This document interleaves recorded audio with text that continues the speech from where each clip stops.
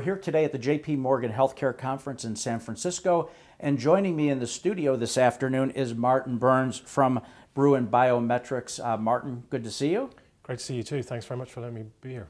So tell me about your technology.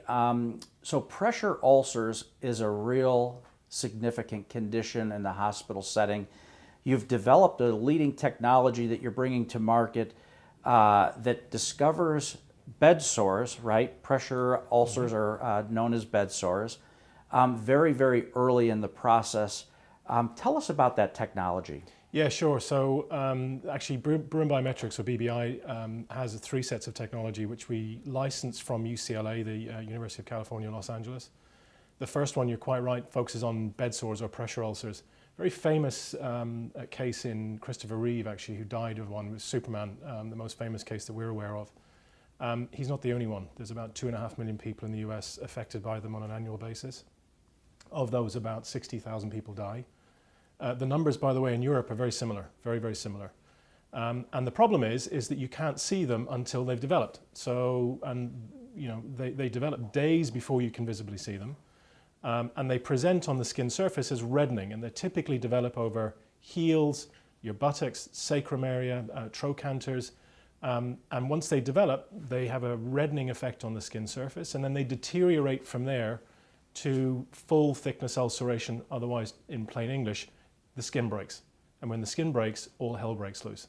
So what we tried to do with our technology was to say, look, there has to be a better way of understanding whether your patient's got a pressure ulcer than visibly looking at the patient. Sure enough, there is. And it's called the Bruin Biometrics SEM scanner.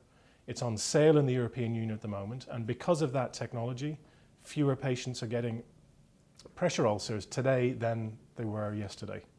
Now, Martin, when is this product coming to market in the US? Yeah, so the technology actually is with review, with the FDA at the moment for review. We've met with them a number of times. They've been extraordinarily collaborative. We're in our final pivotal trial, which is an FDA trial at the moment, and that's enrolling currently. That's a multi-site trial across the US. And we expect to be able to launch in 2016 with our device here in the US. Now, let's take a step back for a minute and talk about the patient. Is there a patient that presents with a pressure ulcer, is there a certain demographic that you're seeing in these types of patients? Yeah, you know, the interesting thing about pressure ulcers actually is that they affect everybody who's immobile. So typically it's the immobile patient population we want to look at. The current standard of care is a dual standard of care, and what it does is it looks at the patient risk, immobility, nutrition, continence, and so on. It's referred to in the US as the Braden scale. It's literally a predictor of the risk of a patient developing a pressure ulcer, combined with visual inspection. So literally they turn a patient over, and this is Civil War era stuff, turn a patient over and look for redness on the skin surface. It just about works half the time if you're white. If you're dark skin tone patient, good luck. Dark skin tone patients are 4 times more likely to die from a pressure ulcer than any other patient population. So what we've done is that we've basically now allowed the nurse to be able to continue with their skin inspection, but added on a technology.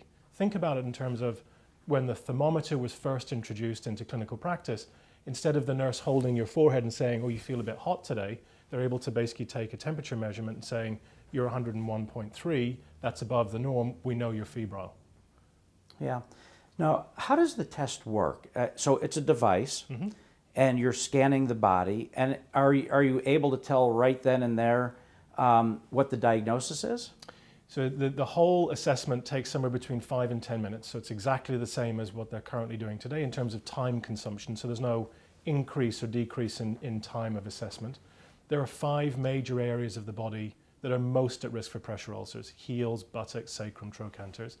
And what we recommend is that you take a reading on those sites once a day. Why once a day? Because that's what they're currently doing today. And so now what you're doing is basically taking those readings and you give a numerical value of both the inflammation that exists beneath the skin surface and the absence of the inflammation.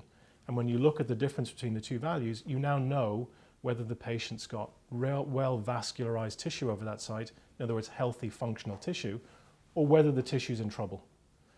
The great thing about the technology is that even though visibly you can't see anything on the skin surface, the device is telling you that the tissue is either healthy or compromised, and we know from our clinical studies that that lead time is about 4 days of lead time on average over nurses' assessment of redness on the skin surface. It's a huge advantage.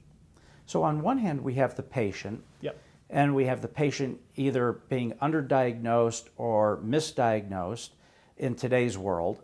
And then on the other hand, we have the cost. And the cost of a pressure ulcer and treating that is significant, but now some of the institutions are being penalized for if we see an overabundance of pressure ulcers on the patients that are being treated in that institution. But you're absolutely correct. So all across the world in major healthcare systems, pressure ulcers are referred to as never events or serious incidents. In other words, these are events that should never take place in a care setting. When the patient comes in and is healthy, they should never develop these things. The resulting impact on the cost side of things is that the US spends somewhere between 12 and $15 billion a year on treating pressure ulcers that may or may not need to be treated. It's a huge burden on our healthcare system. In the UK, they spend £200 million per month treating pressure ulcers. So as you can imagine, governments and healthcare systems have said, enough, we're not doing this anymore.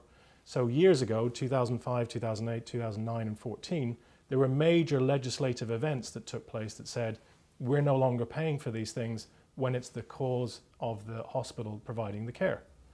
So last year and this year, Medicare imposed a 1% penalty on hospitals in the US, more than 700 of them, for quality deficiencies, of which pressure ulcers were one of a number of never events that those hospitals presented with. By the way, this is repeated all across the Western European Union too. The UK imposes penalties, and they have incentives in place to be able to provide preventative care.